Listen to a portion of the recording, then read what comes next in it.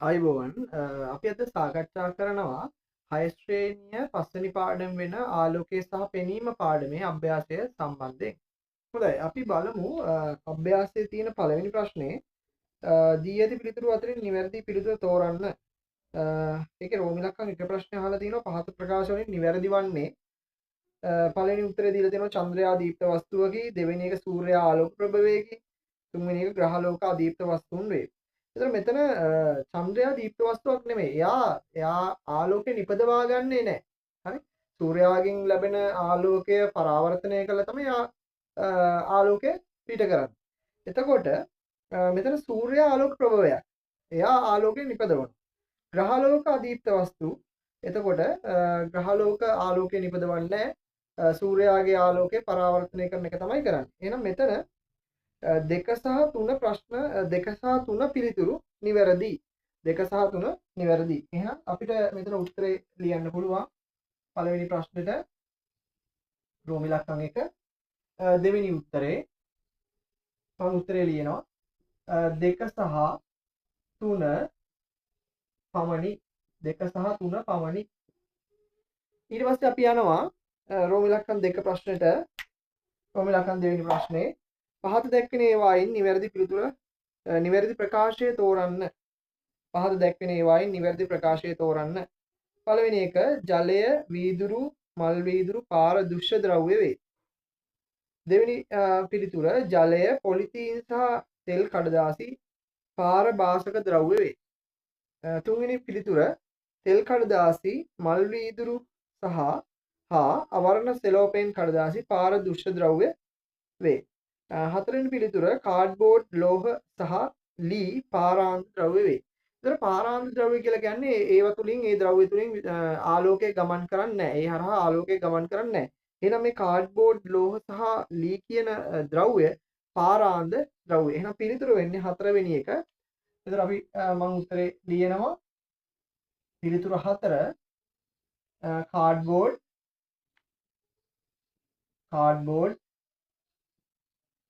ලෝහ සහ ලී පාරාන්ත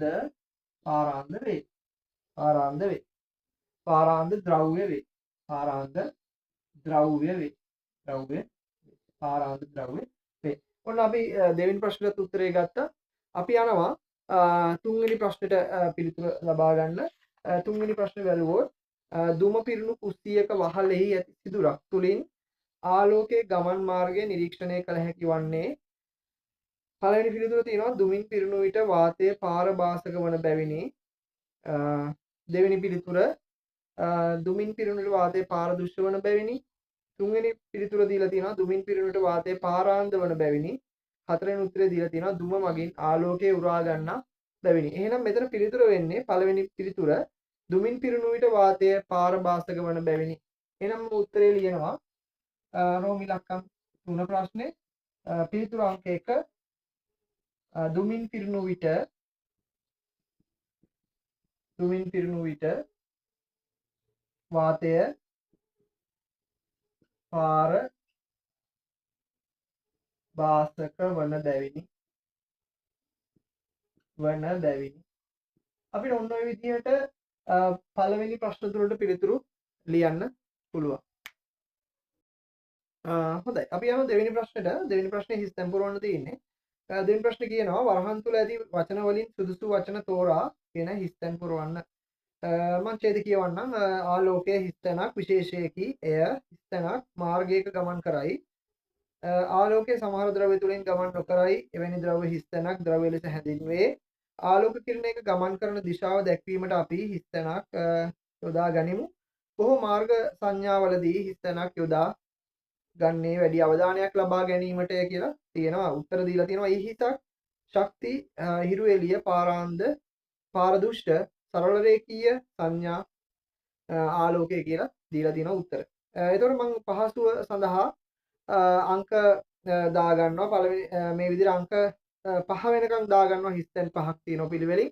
එතකොට මම පිළිතුරු ටික ලියන්නම්. දෙවෙනි ප්‍රශ්නේ පළවෙනි හිස්තැනට එන්නේ මේ විදිහට හිස්තැන් 5ක් අපි පිළිවෙලට දාගන්නවා. එතකොට පළවෙනි ප්‍රශ්නේ පළවෙනි ස්ථන බැලුවොත් ආලෝකය එනවා ශක්ති විශේෂයකි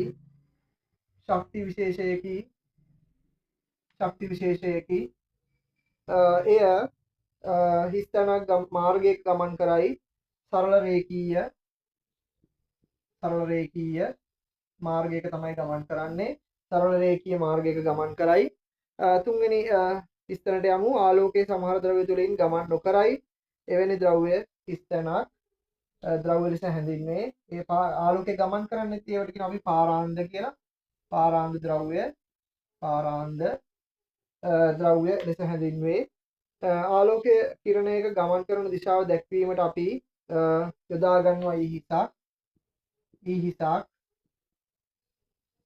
ඊහිසක් එන හතරවෙනි හිස්තැනට එන්නේ ඊහිසක් කියන එක යොදා ගනිමු බොහෝ මාර්ග සංඥාවලදී හිස්තැනක් යොදාගන්නේ වැඩි අවධානයක් ලබා ගැනීමටය බොහෝ මාර්ග සංඥාවලදී යොදාගන්නේ ආලෝකය පස්වෙනි ස්ථනට එන්නේ ආලෝකය යොදාගන්නේ වැඩි අවධානයක් ලබා ගන්න. හරි. ඒතර මෙන්න මේ විදිහට අපිට හිස්තැන් ටික ලියන්න පුළුවන්. පළවෙනි ස්ථනයට ශක්ති, දෙවෙනි ස්ථනයට සරල රේඛීය, තුන්වෙනි එකට පාරාන්ද, හතරවෙනි ස්ථනයට එන්නේ ඊසක්, පස්වෙනි ස්ථනයට එනවා ආලෝකය කියලා. එතන මෙන්න මේ ආකාරයට අපිට ඒ ඡේදය පුරවන්න පුළුවන්. හොඳයි. අපි යනවා තුන්වෙනි ප්‍රශ්නෙට. තුන්වෙනි ප්‍රශ්නේ අහලා තියෙනවා පහ සඳහන් වාක්‍ය තනි වචනයකින් හෝ වචන දෙකකින් හඳුන්වන්න. එක අහලා තියෙනවා තමා විසින්ම ආලෝකයෙන් නිකුත් කරන වස්තු. දෙවෙනි ප්‍රශ්නේ තමා විසින්ම ආලෝකයෙන් නිකුත් නොකරන වස්තු. තුන්වෙනි ප්‍රශ්නේ රෝම ඉලක්කම් 3 ආලෝකයේ ගමන් කිරීමට ඉඩ දෙන අතර පැහැදිලිව අනෙක් පැත්තේ ඇති වස්තුවද දැක ගැනීමට හැකි ද්‍රව්‍ය. හතරවෙනි ප්‍රශ්නේ තියෙනවා ආලෝකයේ ගමන් කිරීමට ඉඩ දෙන නම් අනෙක් පැත්තේ ඇති වස්තුව පැහැදිලිව දැකිය නොහැකි ද්‍රව්‍ය. පස්වෙනි එක තියෙනවා ආලෝක කිරණ රාශියක එකතුවකි.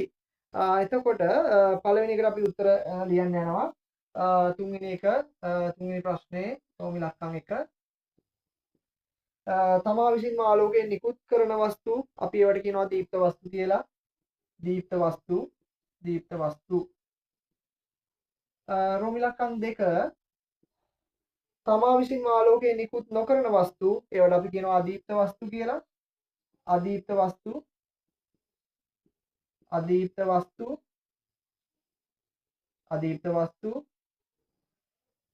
අපි යනවා තුන්වෙනි ප්‍රශ්නෙට. ආලෝකයේ ගමන් කිරීමට ඉඩ දෙන අතර පැහැදිලිව අනෙක් පැත්තේ ඇති වස්තුවද දැකීමට හැකි ද්‍රව්‍ය පාරදෘශ්‍ය ද්‍රව්‍ය කියලා කියනවා. පාරදෘශ්‍ය ද්‍රව්‍ය.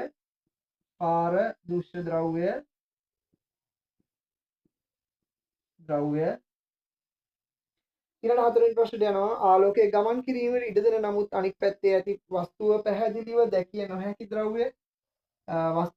අනෙක් පැත්තේ තියෙන වස්තු පැහැදිලිව පේන්නේ නැහැ. උදාහරණ මල් වීදුරු වගේ. ඒවට අපි කියනවා පාරභාසක ද්‍රව්‍ය.